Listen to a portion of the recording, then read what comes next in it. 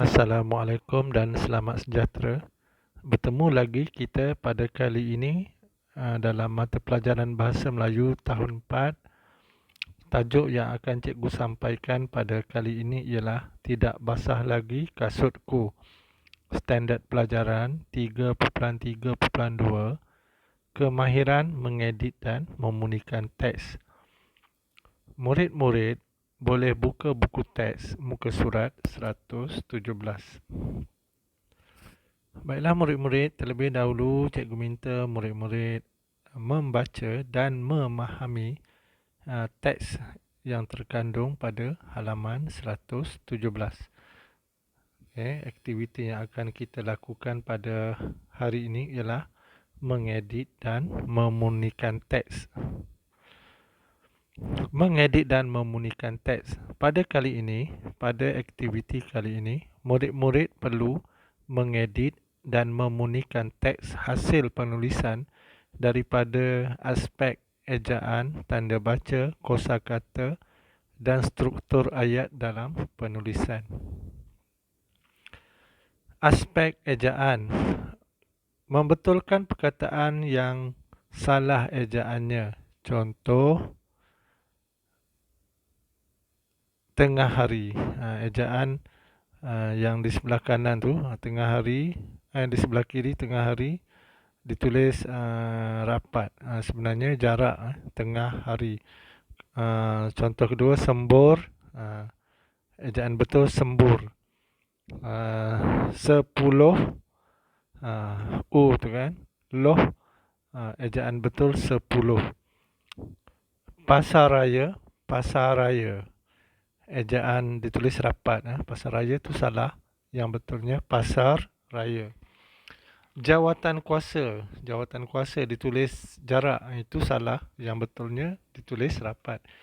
Jawatan kuasa. Jawatan kuasa. Kemudian contoh yang terakhir, mengesyorkan. Mengesyorkan. Huruf U. Itu salah. Yang betulnya mengesyorkan. Kemudian kita lihat pada aspek tanda baca. Kita juga perlu mengedit tanda baca yang salah penggunaannya. Contohnya ialah tanda baca huruf besar. Yang ini kesilapan yang biasa murid-murid lakukan. Menulis kata nama khas dengan huruf kecil. Itu salah. Kata nama khas perlu ditulis dengan huruf besar. Termasuklah gelaran yang diberi. Gelaran orang tersebut. Contoh, Pak Husin, Encik Kamarudin, Ahmad Hosni bin Mubarak. Setiap perkataan tu yang mula-mula huruf yang pertama tu ditulis huruf besar. Contoh lagi, Datuk Seri. Datuk Seri Najib. D huruf besar, S huruf besar, N huruf besar. Itu gelaran dan juga nama khas. Huruf besar juga perlu ditulis pada ayat yang pertama. Perkataan yang pertama dalam sesuatu ayat. Yang ni pun biasa. Kesilapan yang biasa murid-murid lakukan. Perkataan yang pertama, huruf pertama dalam perkataan yang pertama dalam sesuatu ayat tu ditulis huruf kecil. Sebenarnya perlu ditulis dengan huruf besar. Kemudian tanda baca yang seterusnya, tanda koma. Tempat berhenti sebentar ketika membaca sesuatu senarai atau kata seruan. Contoh kata seruan, cis, aduhai, aduh. Lepas kata seruan tu mesti ditulis, diletakkan koma. Contoh ayat, ibu ingin membeli seekor ayam, seikat sawi dan beberapa biji lada. Lihat tanda baca yang berwarna merah yang cikgu tulis. Kemudian contoh ayat yang kedua. Yang ayat kedua tu merupakan ayat seruan. Aduhai. Kemudian tulis koma. Kempis pula ayat ini. Tanda baca yang seterusnya. Tanda tanya atau tanda soal ditulis pada akhir ayat tanya. Yang itu biasa. Contoh, Zara boleh tolong ayah pasang kit penanaman mudah alih ini. Kemudian tanda baca yang berwarna merah. Kemudian tanda seru. Tanda seru diletak pada akhir ayat seruan lah. Yang biasa murid-murid kesilapan biasa, tanda seru ditulis di belakang kata seru kan. Sebenarnya di belakang kata seru tu tanda koma. Kemudian di akhir ayat barulah tanda seru. Contoh, oh begitu cara menggunakannya. Tu tanda seruan di akhir ayat. Okey, tanda sengkang pula digunakan dalam kata ganda dan menulis nombor bilangan. Contoh, rama-rama. Kan? Lihat tanda baca yang berwarna merah tu, sengkang tu kan. Bendera-bendera, bantu-membantu. Dan macam-macam lagi. Kata ganda ni banyak. Okay, contoh kedua, menulis nombor bilangan. Yang ada ke kan. Ke, tulis sengkang, kemudian nombor, kemudian nombornya. Contoh ke-5, ke-10, ke-100. Kena ada sengkang situ. Kedua, ke-15, ke-50. Mesti ditulis sengkang. Kalau tak tulis sengkang, salah. Seterusnya, tanda pengikat kata. Digunakan untuk ayat dialog dalam sesebuah karangan. Biasanya pengikat kata ni, penutup kata, pembuka kata. Itu adalah pengikat kata. Okey, contoh, lihat tanda baca yang berwarna merah tu, pengikat kata. Saya berharap kasut saya tidak basah lagi ketika hari hujan. Lepas ayat tu kena tulis koma dulu, tanda baca koma dulu. Kemudian lepas tanda koma tu barulah pengikat kata. Kata Zara. Zara tu cikgu tulis dengan huruf kecil, tu salah. Kena tulis dengan huruf besar, Zara tu. Seterusnya, mengedit imbuhan yang digunakan dalam sesuatu perkataan dalam ayat. Contohnya, menggalakkan. Tu salah. Yang betulnya menggalakkan. Kena ada 2 K. Pengkebumian. Imbuhan pengke yang sebetulnya pengebumian. Imbuhan yang betul. Kemudian kebaikan. Itu salah. Kebaikan. Dia hanya satu saja huruf K. Kebaikan. Contoh. Ini contoh ayat. Penggunaan ayat. Imbuhan dalam kataan dalam ayat. Ibu sedang mencuci pakaian. Mencuci. Yang sebetulnya silap betul. Ibu sedang mencuci. M-E-N. Cikgu betulkan sini. M-E-N-C-U-C-I. Ada satu kesilapan situ. Yang betulnya ibu sedang mencuci pakaian. Okey, seterusnya struktur ayat. Struktur ayat yang salah. Mengedit struktur ayat yang salah. Contoh ayat. Hadiah itu untuk Imran, bukan Saleh. Yang sebetulnya hadiah itu untuk Imran, bukan untuk Saleh. Itu struktur ayat.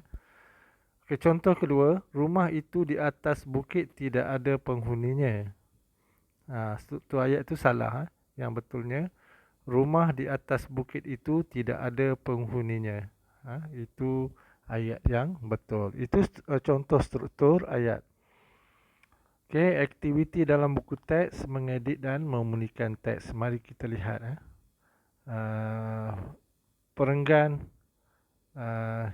mengikut perenggan-perenggan yang dahulu dulu, yang atas dulu. Kemudian barulah kita pergi ke perenggan-perenggan yang seterusnya. Okey, cikgu baca satu persatu, kemudian kita cuba kesan di manakah adanya kesalahan, sama ada dari segi ejaan, tanda baca, imbuhan dan juga struktur ayat. Encik, kami sedang mencari kasut sekolah yang kalis air. Adakah Encik menjualnya? Tanya Puan Zara. Okey, ayat yang di atas adalah tak ada kesalahan. Jadi kita tak perlu edit. Murid-murid hanya perlu salin saja. Okey, ada kasut tersebut diperbuat daripada getah. Okey, yang kotak tu murid-murid perlu tulis tanda baca, letak tanda baca yang sesuai. Apakah tanda bacanya dekat kotak tu yang berwarna merah tu lepas getah tu. Okey, namun tidak selesa terpakai. Namun tidak selesa terpakai. Kat situ pun dah ada satu dari segi penggunaan imbuhan, salah dari segi imbuhan terpakai. Okay, saya cadangkan Puan dibeli kasut sekolah biasa yang diperbuat daripada kanvas. Kasut tersebut lebih selesa dipakai, terang jurujual. Jadi dalam ayat tersebut ada beberapa yang cikgu kesan terdapat kesalahan. Okey, yang pertama terpakai, tidak selesa terpakai. Okey, seterusnya saya cadangkan Puan dibeli kasut. Yang itu pun penggunaan imbuhan yang salah. Bila penggunaan imbuhan yang salah, jadi maksudnya pun akan salah. Maksud ayat yang hendak disampaikan tu. Kemudian yang seterusnya, okey, lebih. Itu pun salah kesalahan ejaan. Jadi kita lihat, okey, yang ni ayat ni tak ada kesalahan, ayat yang pertama, perenggan yang pertama. Kemudian kita lihat ada kasut tersebut diperbuat daripada getah. Kemudian dalam kotak tu letak noktah, yang berwarna merah tu, murid-murid perasan tak? Okey, namun tidak selesa dipakai. Jadi buat pembetulan, buat edit.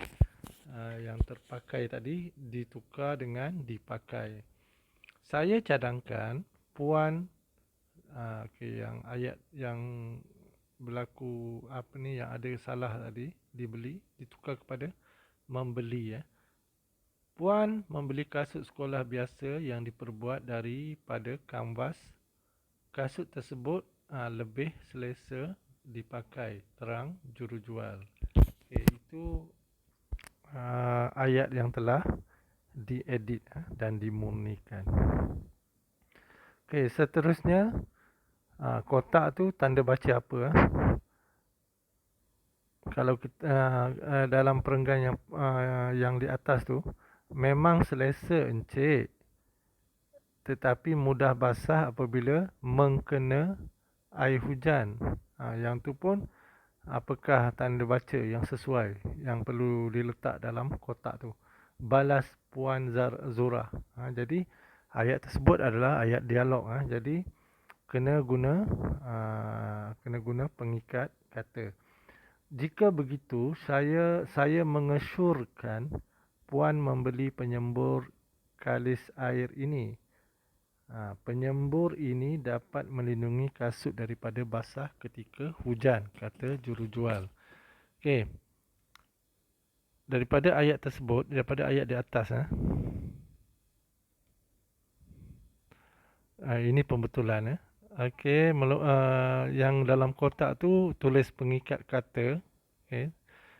Pengikat kata. Kemudian kalau murid-murid baca tadi, memang selesa Encik. Jadi selepas Encik tu dia berhenti sekejap. Jadi bila nadanya begitu, ada berhenti sekejap, kita kena letak tanda koma selepas Encik.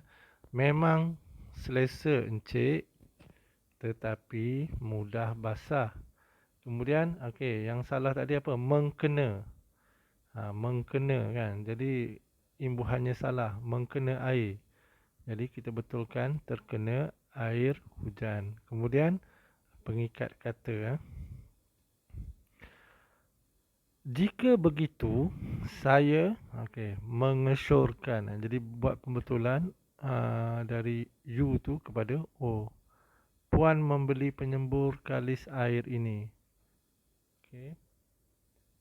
Penyembur P ya.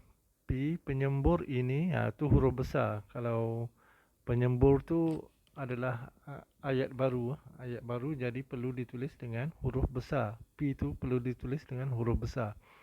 Penyembur ini dapat melindungi kasut daripada basah ketika hujan, kata jurujual. Okey, seterusnya cikgu baca ya. Wah, bagusnya penyembur ini. Dalam kotak tu apa? Kotak tanda bacanya apa? Okey, yang seterusnya bagaimanakah menggunakannya? Ada perkataan bagaimanakah. Itu menunjukkan kata tanya. Jadi ayat tersebut adalah ayat tanya. Jadi tanda baca punya pun adalah mestilah tanda soal ataupun tanda tanya. Okay, ayat yang pertama tadi, wah bagusnya penyembur ini. Itu merupakan ayat seruan. Jadi dalam kotak tersebut perlu ditulis dengan tanda baca. Tanda baca apa kan? Okey. Kamu hanya perlu menggoncangkannya dan menyemburkannya pada kasut. Jarak semburan ialah 15 cm dari kasut. Biarkan selama 10 minit di bawah pancaran matahari bagi mendapatkan hasil yang lebih baik. Bagi mendapatkan hasil yang lebih baik, kamu boleh menyemburkannya untuk lapisan kedua. Selepas itu, kamu boleh memakainya seperti biasa. Itu kotak tanda baca apa? Jelas jurujual. Itu pun ialah ayat dialog. Jadi, yang terakhir tu mestilah pengikat kata. Okey. Kesalahan apa? Okey, kita lihat apa yang cikgu dapat kesan. Menggoncangkannya. Kenapa nya tu salah ataupun perlu diedit? Kerana ayat yang seterusnya menyemburkannya. Ada dua nya kan. Jadi kita gunakan satu perkataan saja. Biasanya yang belakang. Kita gunakan yang belakang saja untuk nya. Jadi nanti kita akan edit. Kita akan hilangkan nya untuk menggoncangkan. Okey, seterusnya bor. Menyemburkan. Itu ejaan yang salah. Kemudian 10, ejaan O 10 tu salah, perlu diedit. Kemudian imbuhan memakainya, itu pun kita akan buat edit. Kita edit, mesti edit memakainya. Okey, mari kita lihat ayat selepas diedit. Wah, bagusnya penyembur ini. Kan itu ayat seruan, jadi perlu ditulis tanda seru pada kotak. Bagaimanakah menggunakannya? Sebab ayat itu adalah ayat tanya berdasarkan kata tanya yang terdapat dalam ayat itu, iaitu bagaimanakah. Jadi di belakangnya tanda tanya ataupun tanda soal. Okey, seterusnya kamu hanya perlu menggoncangkan. Jadi kita buangnya tadi menggoncangkan dan menyemburkannya pada kasut. Betulkan O yang jadi U. Jarak semburan ialah 15 cm dari kasut. Biarkan selama 10 minit. Itu pembetulan di bawah pancaran matahari. Bagi mendapatkan hasil yang lebih baik, kamu boleh menyemburkannya untuk lapisan kedua. Selepas itu, kamu boleh memakainya. Buat pembetulan imbuhan. Seperti biasa, jelas jurujual. Jadi, itu adalah pengikat kata, kotak yang terakhir tu. Okey, seterusnya, ini perenggan yang terakhir. Oh, begitu cara menggunakannya. Mudah saja. Saya berharap kasut saya bersih dan tidak basah lagi jika hari hujan, kata Zara. Jadi selepas memunikan, okey, itu perkataan yang dikesan salah. Okey, jadi buat pembetulan pada bersih, bersih. Okey, seterusnya latihan di rumah, edit dan memunikan teks dalam buku teks muka surat 117. Apa yang kita bincang tadi, buat dalam buku tulis. Okey, ni contoh. Jangan lupa tulis hari, tulis tarikh. Kemudian tulis tajuk tidak basah lagi kasutku, tulis standard pelajaran 3.3.2. Kemudian tulis arahan, edit dan munikan teks di bawah. Kemudian murid-murid edit dan munikan. Baiklah murid-murid, itu saja pelajaran kita pada kali ini. Cikgu ucapkan sekian, terima kasih.